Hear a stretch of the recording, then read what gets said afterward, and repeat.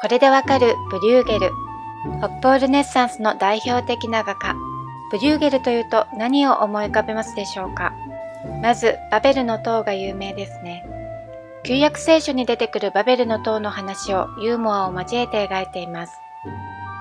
また、農民たちを描いた絵画を思い出す人も多いのではないでしょうか。彼が農民だったからと思われていたりもするのですが、実際には都会で活躍した画家で、農民の暮らしに興味を持ち、彼らの生活を観察し描きました。他にも面白い作品がたくさんあります。こちらの絵、ネーデルランドのことわざ。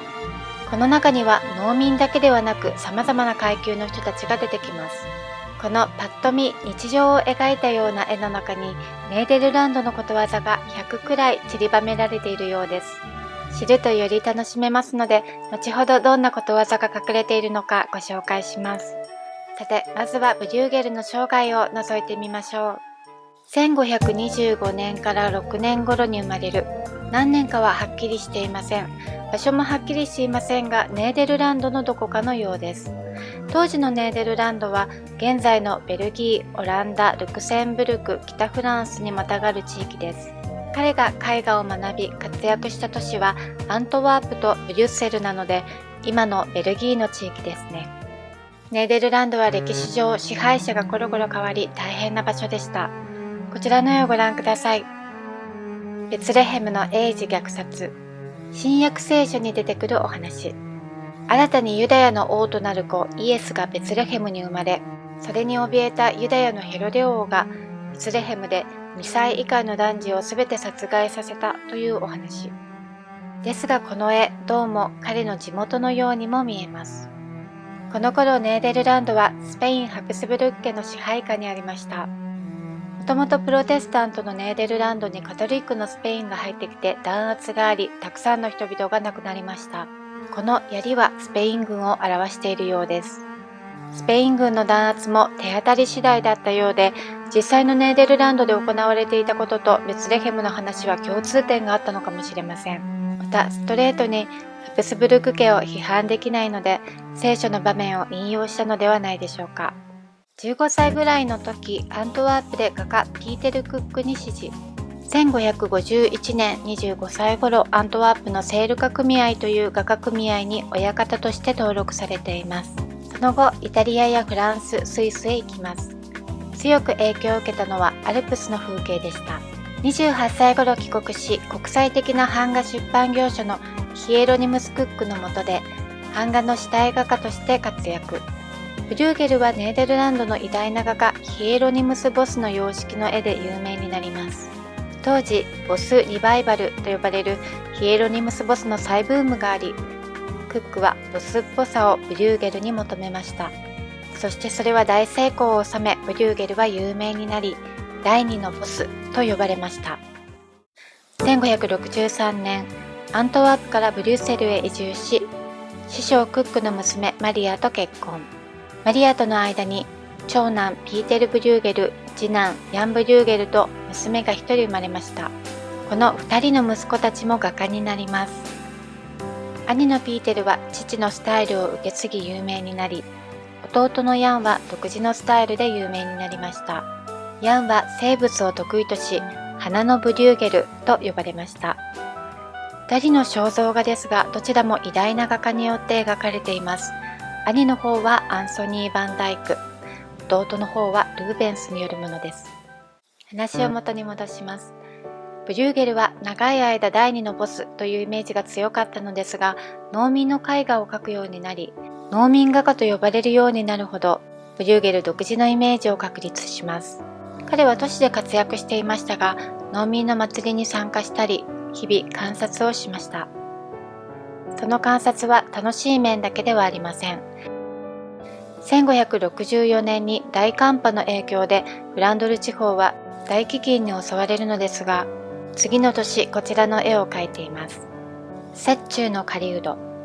獲物1匹しか取れなかったようです。しょんぼり肩を落として歩いていますね。ただこちらに目を向けると無邪気にスケートを楽しむ姿が。人々の生命力を感じさせる絵画です。1569年ブリュッセルで病気によりこの世を去る。45歳くらいかと思われます。こちらの絵をご覧ください。ネーデルランドのことわざ。冒頭にもお話ししたように、こちらの絵にはたくさんのことわざが含まれています。100くらいある中の一部をご紹介します。一方の手で水、もう一方の手で火を運んでいるものを信じるな。意味、二面性を持つものは信用できない。頭に壁を向けて歩く。意味、不可能なことを試みる。羊の毛を刈っても丸裸にしてはならない。意味、欲張って収入源を犠牲にしてしまうと将来そこから何も得られなくなる。子牛が溺れてから業を埋める。意味、何かを行うには遅すぎる。世に出たければ身をかがめなければならない。意味、世間で通用するようになりたければそこに適応しなければならない。彼は親指の上で世界を回している。意味、人を意のままに操る。取っ手のない桑。意味、役に立たないもの。豚の前にバラを投げてはいけない。意味、価値のないことに浪費しては至らない。彼女は夫に青い街灯を着せる。意味、彼女は夫に不貞を働いている。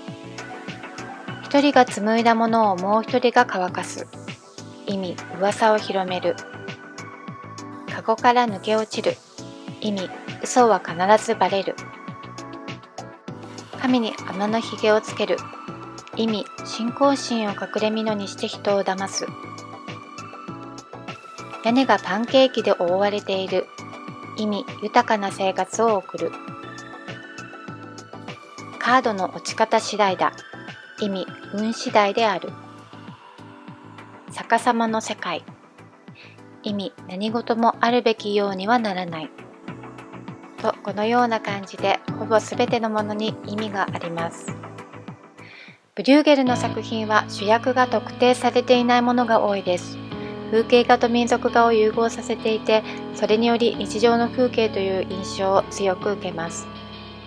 また逆にそれぞれが主役という見方もできるのかもしれません。歴史画などで主役になることはない農民たちの姿に敬意を払って描かれたのではないでしょうか。ただ実際にはハプスブルグ家による厳しい徴税の中で暮らしていたので、この絵の中の人たちのように丸々とした体型の人は少なかったでしょうし、宗教弾圧などで恐怖の中暮らしていたはずですが、作品の中の人たちは生き生きと描かれています。